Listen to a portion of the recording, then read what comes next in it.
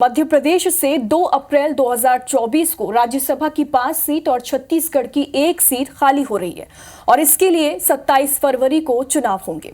निर्वाचन आयोग ने सोमवार को इन सीटों को भरने के लिए चुनाव कार्यक्रम का ऐलान कर दिया है और ऐसे में जब सभी दल लोकसभा चुनाव की तैयारियों में जुटे हुए हैं तो राज्यसभा चुनाव को काफी अहम माना जा रहा है। देखिए ये खास रिपोर्ट।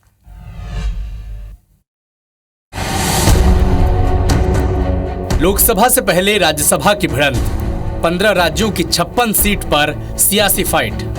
सोमवार को इलेक्शन कमीशन ने 15 राज्यों की 56 राज्यसभा सीटों पर चुनाव का ऐलान कर दिया। सभी सीटों पर 27 फरवरी को मतदान होगा। चुनाव आयोग जिन 56 सीटों पर चुनाव करा रहा है उसमें सबसे ज्यादा 10 सीटें यूपी की हैं। इसके अलावा महाराष्ट्र, बिहार की 6 सीटें और एमपी पश्चिम बंगाल की 5 सीटों पर मतदान होगा। एमपी में खाली होने वाली 5 सीटों में से 4 बीजेपी और 1 कांग्रेस के पास है।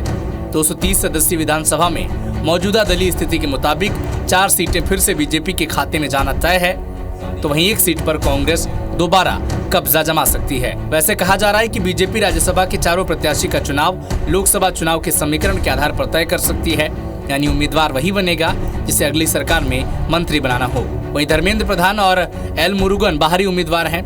धर्मेंद्र प्रधान इस बार लोकसभा चुनाव लड़ सकते हैं। ऐसे में दक्षिण से आने वाले एल मुरुगन का फिर से लॉटरी लग सकता है, यानी मिशन 24 को ध्यान में रखते हुए 2 बाहरी 2 लोकल वाला समीकरण देखने को मिल सकता है। जबकि कांग्रेस की राजमणि पटेल ओबीसी से आती हैं, लिहाजा कांग्रेस फिर किसी ओबीसी फेस पर भरोसा जता सकती है। वहीं छत्तीसगढ़ की बात करें तो यहाँ इकलौती सरोज पांडे का कार्यकाल समाप्त हो रहा है। ऐसे में बड़ा सवाल ये है कि सरोज पांडे फिर से रिपीट होंगी या फिर किसी नए चेहरे को मौका मिलेगा। Election desk, IBC 24।